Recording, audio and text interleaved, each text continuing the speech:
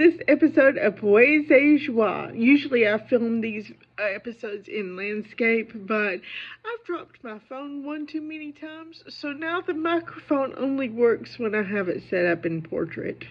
I know, I find that annoying when I'm watching YouTube videos and they're in portrait mode myself, so I'm going to apologize for that ahead of time, but unfortunately it's a technical issue.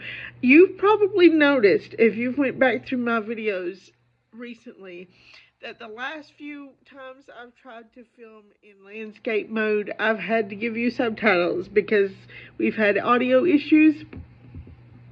There you have it. And it seems the only way I can solve it is to film in portrait mode. So please excuse the bars on either side. Okay? I know I find that annoying too, but this is how we can solve this, okay? This channel and these episodes are all about world poetry all around the world. Sometimes I read my own work if I'm promoting something. Usually it's somebody else's. That's why I've never monetized this channel, because I don't want to trample on people's copyrights, but I do want to share the joy of poetry. And I try to share my sources in the description box. I will put where I found the poem, you know, the web page or wherever, and if it's from a book, I will share the book and when it was published and all that, so that you can find it. And you know, a lot of times I will find these poems, because it is world poetry, I read them in translation. I read the English translations on the on this show. If you are able to read them in their original language, awesome, do that, because oftentimes poetry in translation is a different thing than poetry in its original language, just because of the nature of translation. And so the optimal thing, if you can do it, is to read the poem in its original language with the poem in translation side by side, and enjoy them both as the separate art forms they are. Enjoy the similarities, enjoy the differences, right? And if you can't, aren't we all so grateful for the translation, so that we can enjoy poems from other countries and in other languages? That's the whole point, right? I've been a fan of world poetry for as long as I can remember, and that's why I like to share it with you all. So, alright, well, here lately, I've been on I also like to share with you sometimes my little research rabbit holes that I end up going down, because I do that. It must be a writer thing, possibly also a neurodivergent thing, because as you all know, I'm also disabled. We tend to get stuck on subjects when we have a neurodivergent brain, and we just sort of run with it for a while until we decide to go on another subject for a while. And here lately, I guess you all know I'm a fan of horse racing, right? And I came across an article on Facebook about a jockey who got permanently suspended. So basically, he's banned from the sport. He can't be a jockey anymore. And the reason was because he was involved with the bush tracks. And everybody knows the bush tracks are notoriously abusive to the animals and to the people involved in them. It's abusive to everybody that gets involved in the bush tracks at that level. That's like the lowest level of the sport, because the bush tracks are not even really legal. And I saw that article and I was like, oh, the bush tracks still exist? Because, you know, when you think of bush tracks, you think of, especially in the United States, you think of the Great Depression is what you think of. You think of the movie Seabiscuit, right? Because there's that part of the movie where Red Pollard, his parents, leave him at a bush track, and he works his way up and becomes the jockey of Seabiscuit. But he starts out at a bush track. It doesn't explicitly say that that's where they are, but if you know what you're looking at, that's what you're looking at, you know?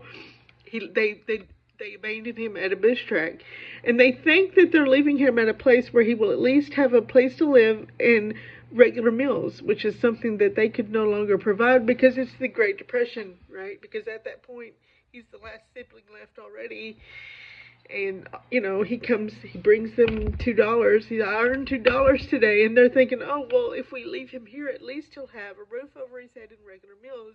They think they're doing a good thing by their son. And for all that we know, because I haven't read the book in a long time, and I've forgotten what was in the book, I'm going to have to reread it. For all that we know, as far as what the movie shows us, his parents may have starved to death in a ditch somewhere. People did during the Great Depression, right? So, I mean, they never made contact with him again. I mean, it leaves that open to question. So, but I would have to read the book again to find out what actually happened, because there's a big gap between the movies and the truth, right? We learned that with the Secretariat movie when we watched this. We were all excited because Seabiscuit set the bar really high for horse movies. And then when we watched the Secretariat movie, we really got... Disney ruins everything, right? I mean, don't come for me, Disney, but it's true. Because we had all these high hopes for the Secretariat movie, and we were like, man, they just really ripped history into shreds in that movie, right? They really did. And, Seabiscuit is not entirely truthful either, because, like, War Admiral was only 15 hands, too. Both horses were only 15 hands, and in the movie, they make War Admiral out to be this 18-hand giant thoroughbred. For a thoroughbred, 18 hands is tall, and stuff like that. The 18 hands is like giant. 18 hands is like big like a draft horse. And all this. So they're not true to history either, but they were closer to history than the Secretariat movie. And so anyway, but I need to go back and read the book, because I'm not sure if they were fair to his parents in the movie either. That's my point. But I do think that Red Pollard's parents thought that they were doing a good thing. They were doing him a favor. But anyway, they drop him off at a bush track. That's what's happening. So, like, when we think of bush trikes, we think of the 1930s, right? And so when I saw that article, I was like, because that was just like a week or so ago, I was like, wait, bush trikes still exist? And then I was like, oh, well, nobody supports that, because that's like abusive to the animals. It's abusive to the people that get involved. It's just awful. It's illegal. It's awful. And no wonder you never hear about them, right? Because, ew. And then I ended up going down like a 1920s, 1930s rabbit hole. And kind of like studying what has changed about the sport of horse racing, which is a lot, but also what hasn't changed, because apparently some things haven't changed as much as we think they have. Horse racing has changed a whole lot. It's changed a whole lot just since the year 2002, and I can go on and on about that. I think that it's a lot that people really aren't familiar with if they weren't alive then and they don't remember. There was this caterpillar epidemic in 2002, and as far as where I live in Appalachia, its effects were mostly that it killed a lot of trees because the caterpillars nested in the trees, and so the nesting killed the trees. But in the bluegrass region, where the horses are, it killed all kinds of horses.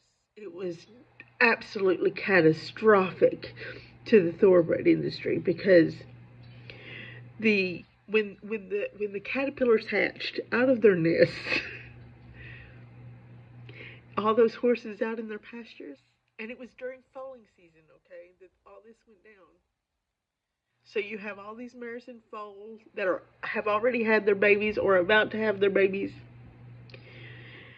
They're out there in their pastures eating, and they accidentally eat these caterpillars. And horses are really sensitive about their bellies. Yeah. So you had mares aborting foals and dying while still in foal, and stallions dying.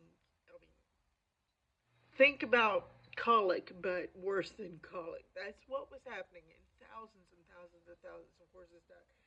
So much so that for the next 3 or 4 years, they actually considered canceling the Triple Crown races, because the foal crops were so small that they were worried that the fields would not be large enough to fill up the gates for those races, but of course they didn't do it. But they did consider it. That's how bad it was.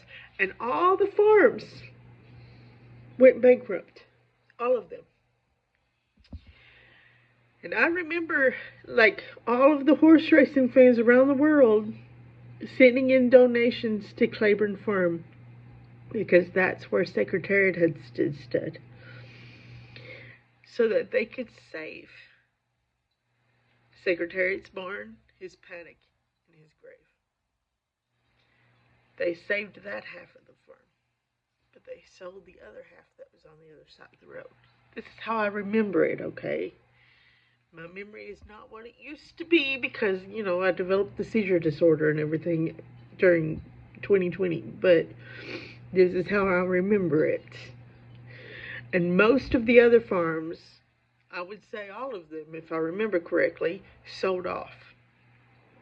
Calumet and all of them sold off. The bigger farms were parceled off into smaller ones. And most of them sold off to all the same man. I can't remember his name. He died this month, though. In January 2026, he died. Sheikh something from the Middle East. Some Arabic royalty. I would know his name if I heard it. Almost all the Kentucky farms belong to this one guy. And now, post-Caterpillar epidemic. And so these they were owned by like what we call the old money families, going way back from before the Civil War. Yeah, there's a whole history there, and horse racing is open about that history. You can watch documentaries about horse racing and slavery. That story's been told. Okay, so before those same families pretty much owned the same farms, pretty much, more or less. But after 2002 and the Caterpillar epidemic, not anymore. Now they're pretty much all owned by the same guy. Pretty much all of them. And they're owned by global corporations. Like, Ashford Stud. It's still called Ashford Stud. But instead of being owned by the family, it's owned by a corporation called Coolmore America. Now, Ashford Stud is the most famous one right now because that's where the two living Triple Crown winners are. That's where American Pharoah and Justify are. And so that's the one that everybody follows on social media now, so they can keep up with it, But it's owned by a corporation called Coolmore America, and Coolmore has Coolmore America. They have Coolmore Australia. They have Coolmore Ireland. It's a global corporation, and that's what horse racing is like now. And whenever, back when Secretariat was alive, Secretariat sired 600 foals in his lifetime, and he had a short life. But he foaled them mostly in the state of Kentucky. Now you'll see a horse like right now, Into Mischief is the big sire, and he just got the same sire record as Bold Ruler, which was Secretariat's sire. Is the only horse in history to hold the same record that Bold Ruler held. That's a big deal because he just did that this month too. When you look at his numbers, he's sired like 1,150 foals in his lifetime so far. But what those numbers don't tell you is Secretariat was foaling mostly in the state of Kentucky. Into Mischief is siring globally to get that many numbers. And he's already lived longer than Bold Ruler did, so he's already had more years at stud than Bold Ruler did. So kind of needs an asterisk next to that record so that you can understand that he's had some advantages that Bold Ruler didn't have to meet his Bold Ruler's record.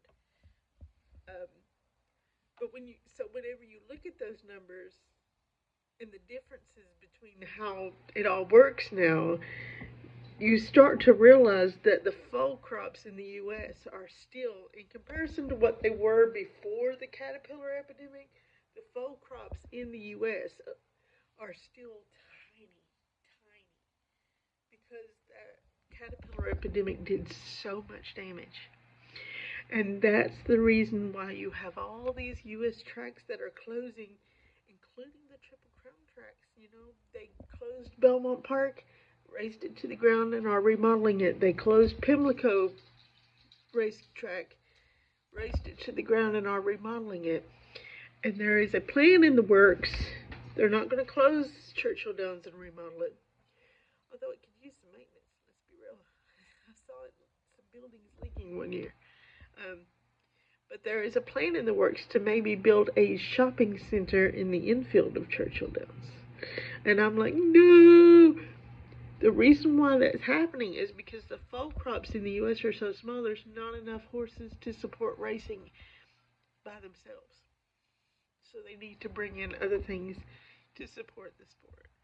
And because it's become a global operation instead of just within Kentucky and within the U.S. itself, the money is not staying within the U.S. It's also going out. You know, money that's made here goes out to Australia and Ireland, and because they're global corporations. So there's just not enough money and not enough horses to support American racing. And so, but anyway, I went on a whole tangent there. So you can, there's like a whole, so many ways in which the sport has changed. Even the way the horses are bred has changed since 2002, and what they are bred for has changed since 2002 as a result of that caterpillar epidemic. People are more interested in speed and less interested in endurance. Because used to, the thoroughbred was about not just speed, but also its endurance. And a true thoroughbred racehorse was tested on the variety of surfaces it could run on. You know, think about Secretariat. He raced on dirt and turf at all distances in order to prove that he was a really good racehorse in every way. You know, it wasn't just that he won the Belmont by 31 lengths. He had to prove himself in various ways. But nowadays, it's like the thoroughbreds are bred pretty much just to race 1 mile, and they're bred to peak at 3 years old, which is when the Triple Crown races are. And they're not really interested in the Triple Crown so much. They're wanting to dismantle the Triple Crown schedule because they're like, well, it's too rigorous for the horses. Well, it's only too rigorous for the horses because you're not breeding them to have the endurance to keep up with the schedule. You know, it's not. Anyway, it's like so much has changed, and yet I read that article about the Bush tracks and the jockey being banned from racing because of his involvement with the Bush track, and I was like, and yet so much has not changed. That probably should. And so I ended up going down this wormhole with the 1930s, right? And that brought me to, in an odd, roundabout way that I guess only a neurodivergent brain could understand. This is bringing us back to the poetry, okay? Thank you for your patience. That brought me to Robert Penn Warren. Because Robert Penn Warren, if you know anything about Kentucky in 1930s, you will hit upon Robert Penn Warren. He was, I think he was he's probably one of the most well-known Kentucky riders. If you mention Kentucky and rider in the same sentence and they can't come up with anybody else, they will probably spit out Robert Penn Warren or Jesse Stewart if they can't come up with anybody else, which, you know, Kentucky is like fascinatingly rich in literary history. But outside of the state, you'll get one of those two names if you bring up Kentucky and Ryder, because the rich literary history of Kentucky is not as well known outside of Kentucky, but it is rich. It is rich, and it is deep, and it is varied. It is fertile soil in the literary field. But anyway, that brought me to Robert Penn Warren, which brought me to this month's Poésie Joie. I thought I would read his poem Bearded Oaks, which was published in the magazine Poetry. That was that. Get my mouth to work with me. If out of Chicago. Poetry used to be published out of Chicago. I don't know if it still is or not. I know that a lot of people who write poetry excuse me, I've had this same cold since October, and I'm filming this on January 21st. It's been awful, and I'm behind on my entire life because of this cold. It's been awful. I cannot kick it. I don't know. I might be sick until summer when I can go sit on the porch and let the sun bake it out of me. I have tried everything. It's been awful. But I apologize for that cough too. Anyway, oh yeah, people who write poetry today, I've noticed, are kind of turning against that magazine. Whenever it was first being published in Robert Penn Warren's time, it was all about the avant-garde. It was all about publishing the new and exciting. But now it has become an emblem of the establishment. And it kind of only publishes poets who are already celebrated now. Kind of like the New Yorker. People are kind of turning against the New Yorker too. And when I was growing up, when I was a little girl, the New Yorker was like, if you could get published in the New Yorker, oh, that's what everybody wanted to do. And now everybody's like, I don't want to be published in the New Yorker, because you have to already have a Nobel laureate in literature to be published in the New Yorker. It's impossible. And that's kind of like what the poetry magazine has become. It is the establishment. It's impossible to get published in it unless you're already so established that it's beyond ridiculous that of course they're going to publish you, right? And so people are, your average poet on the ground, most people are turning against it because it represents the establishment that is impossible, right? And it's the kind of poetry, it has become the kind of poetry that nobody even wants to write anymore. That kind of thing. But back when Robert Penn Warren was published in it was at the forefront. It was exciting. It was new. It was publishing the new poets, people that nobody had ever heard of. And it was pushing the boundaries. And it was exciting, you know.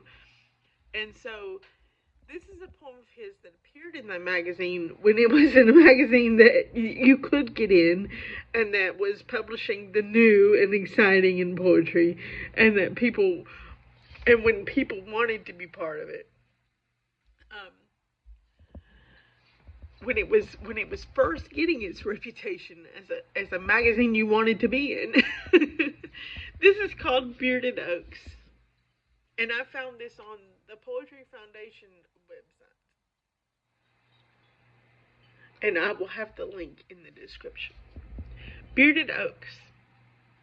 The oaks, how subtle and marine, bearded, and all the layered light above them swims, and thus the scene recessed awaits the positive night. So, waiting, we in the grass now lie beneath the languorous tread of light. The grasses, kelp-like, satisfy the nameless motions of the air. Upon the floor of light and time, unmurmuring of polyp made, we rest, we are, as light withdraws, twin atolls on a shelf of shade. Ages to our construction went, dim architecture, hour by hour, and violence forgotten now. lent the present stillness all its power. The storm of noon above us rolled, of light and fury, furious gold, the long drag troubling us, the depth, unrocked is dark, unrippling still, passion and slaughter, ruth, decay, descended, whispering, grain by grain, silted down swaying streams to lay foundation for our voicelessness.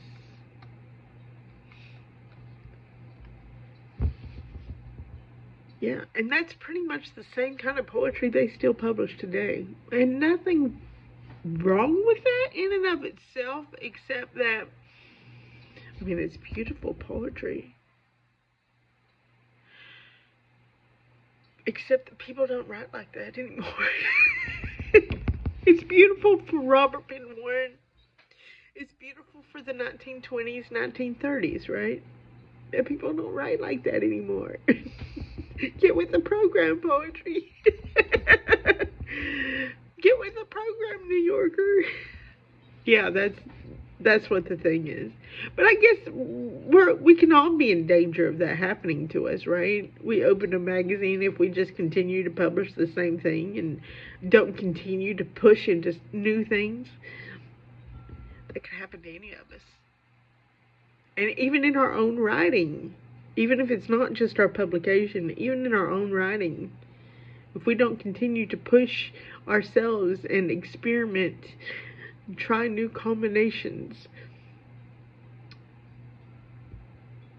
we can stagnate and then become representative of the establishment and be like, that's the same stuff you were publishing 100 years ago, and it was really nice 100 years ago, but it's not representative of now. Yeah. That's what happened to them. And I'm sure they still have a pretty broad audience, you know. There's always those who prefer the establishment. But then there's always those who are like, yeah, but that was 100 years ago. I'm all for tradition. I mean, I'm a horse race man.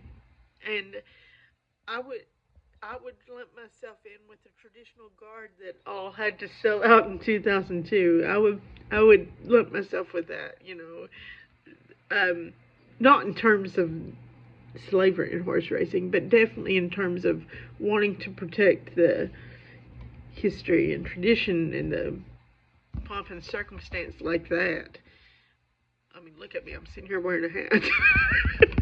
But, so, I mean, I definitely am not someone to throw the baby out with the bathwater. I do think that there is, like, you should respect tradition to some degree.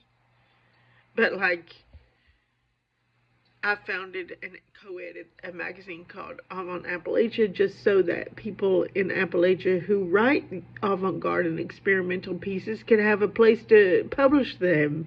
So I'm like, there's a line there where, yeah, respect the tradition, and because there are good things about the old ways. I definitely don't throw the baby out with the bathwater.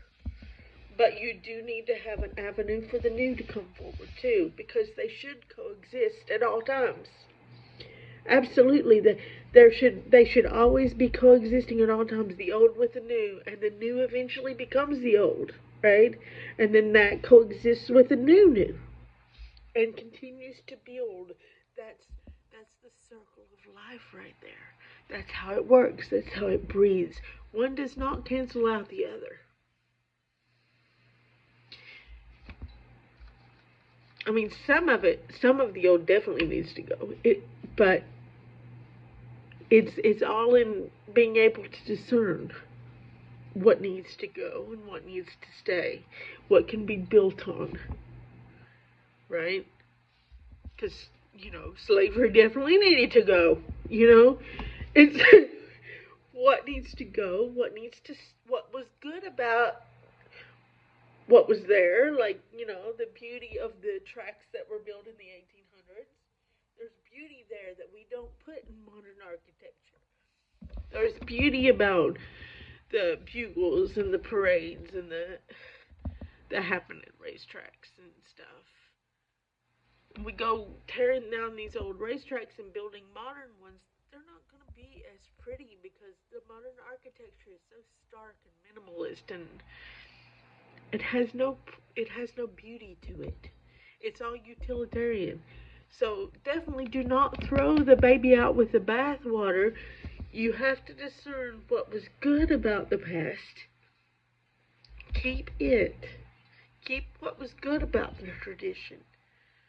Build upon it with the new, and eventually the new becomes part of the tradition because it eventually becomes old too. And then you continue to build and build and build and build. That's the circle of life. But maybe that's something I understand more because of the indigenous side of me. I don't know, but it's something I believe very strongly in, that there is a balance to all things. There is a balance to all, and you can go too much to the extreme either way. And you have to find the balance because the beauty lies in the balance. You're probably, but you didn't come here for a lecture, did you?